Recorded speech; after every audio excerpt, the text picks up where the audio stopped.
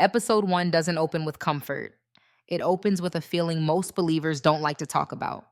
What if following the truth is the very thing that breaks you? The Chosen Season 6, Episode 1 makes one thing painfully clear from its very first moments. This story is no longer walking toward hope. It's walking straight into consequence. There's no gentle buildup, no emotional cushioning, no reminder that everything will somehow work out. Instead, the episode sits in silence and lets that silence accuse you. It asks a question without ever saying it out loud. Do you still want this story now that it costs something? Jesus, in this episode, feels different. Not distant, not cold, but resolved in a way that feels heavier than fear. His words carry less explanation and more finality. He isn't persuading anyone anymore. He's not proving anything. He's moving forward with a clarity that feels almost unbearable to watch. This is not a man hoping for a miracle to change the ending. This is someone who knows the ending and chooses to walk anyway. And somehow, that calm feels more terrifying than panic ever could. What makes episode 1 so unsettling is how ordinary everything feels.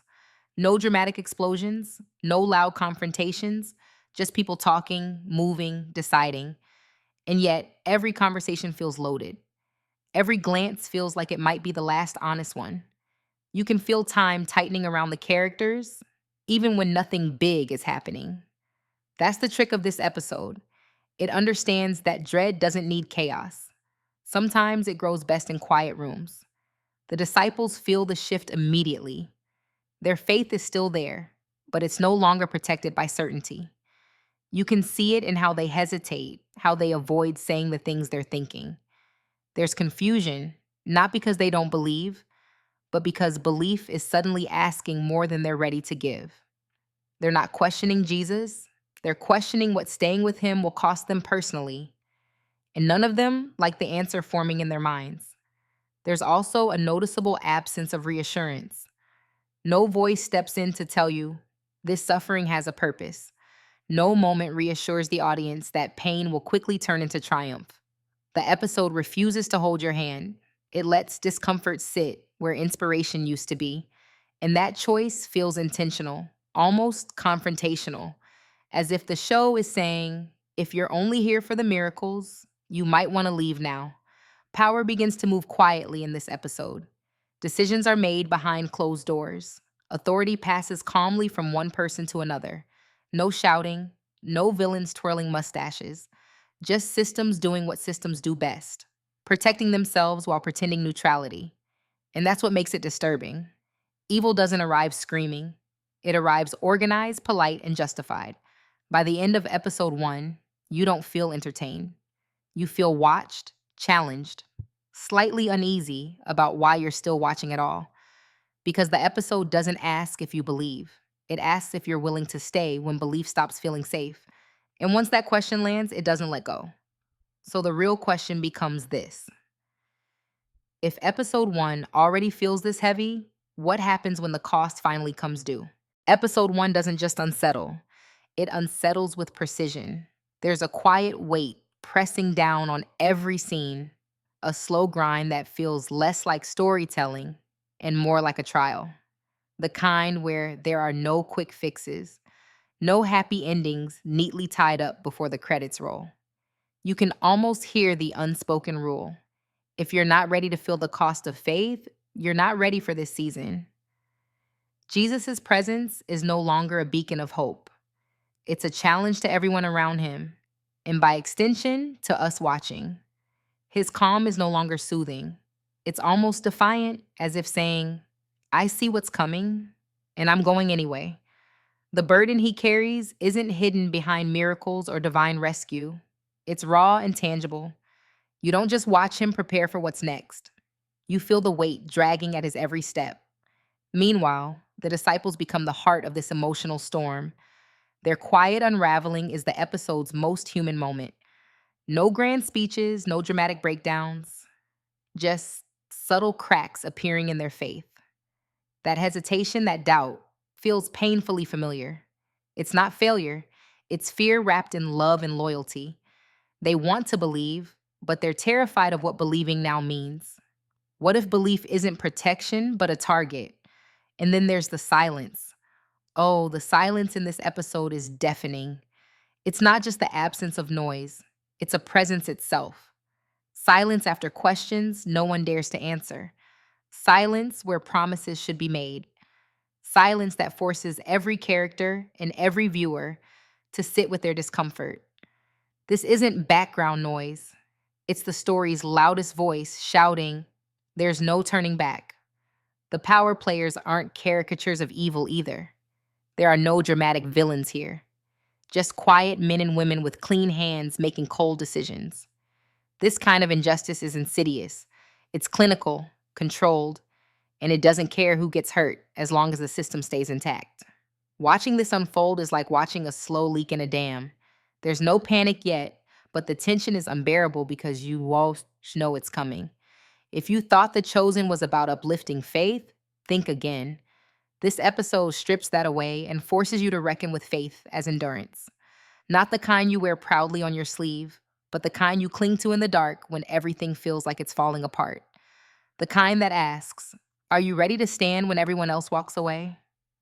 And that brings us to the biggest question of all. When faith demands suffering instead of miracles, how far are you willing to go before you break? Episode 1 doesn't just ask if you can endure, it makes you question if enduring is even possible. The raw human moments in this episode don't shy away from pain, they lean into it, almost daring you to look away. Jesus is no longer the untouchable figure of certainty.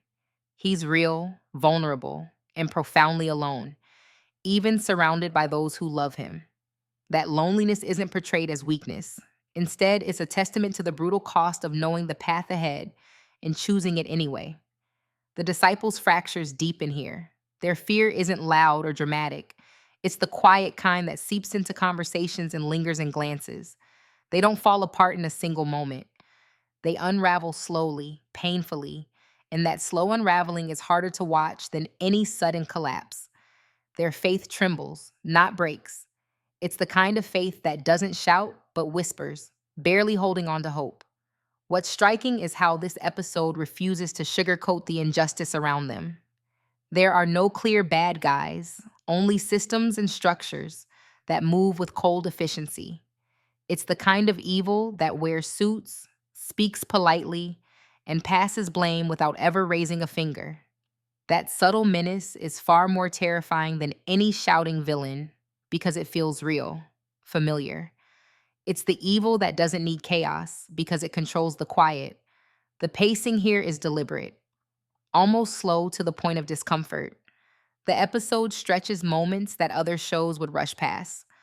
Silence isn't just used for dramatic effect, it becomes a weapon, a way to force the audience into the same uncomfortable spaces the characters occupy, waiting, wondering, dreading. This pacing isn't accidental. It mirrors the reality of the story, the unrelenting march toward a fate no one wants to face. And just when you think the episode can't get heavier, it reminds you that this isn't just about faith tested by suffering. It's about the price of belief when everything familiar is stripped away. When the miracles stop, when the safety net vanishes, what's left? The episode doesn't answer. Instead, it lets that question hang, thick and heavy, daring you to look for the answer in the next moments. So, if episode 1 feels like a slow burning fire, what will happen when that fire ignites and everything comes crashing down? Are the disciples ready? Are we? Episode 1 doesn't just close, it slams the door on any illusion that this journey will be easy or kind. The quiet moments of despair and doubt aren't just character flaws, they're the raw edges of a faith being forged in fire. Watching this unfold isn't comfortable. It's unsettling, almost accusatory, as if the episode is asking, how much are you willing to lose to keep believing? Jesus' burden feels heavier than ever here. It's not carried with the drama of a hero's rise, but with the exhaustion of someone who knows every step will cost more than the last. His calm isn't peace, it's endurance tinged with grief. This isn't a man preparing for victory. It's a man preparing to give everything, knowing the price won't be paid by him alone. The disciples, once filled with certainty and zeal, now shuffle through their doubts quietly, as if afraid to speak their fears aloud. Their loyalty doesn't waver, but their confidence fractures under the weight of what they're witnessing. It's a slow, painful erosion of hope that makes every glance and hesitation scream louder than any shout could. And the systems moving behind the scenes, they're not cartoon villains. They're the cold, calculating reality of power, silent decisions, closed doors, and the steady passing of responsibility that makes evil feel ordinary. This isn't chaos, it's control. And that makes it even more terrifying because it's so familiar. Pacing continues to be a weapon in this episode. Lingering silences, extended pauses, and the uncomfortable stillness that forces both characters and viewers to sit with the unbearable. This slow unraveling is deliberate, pulling you deeper into the gravity of what's to come. By the end of episode one truth stands clear. This isn't a story about easy faith or miraculous escapes. It's a story about enduring when every part of you wants to run. So here's the question hanging in the air, louder than any spoken word. When the cost of belief is everything, what are you willing to sacrifice before you break?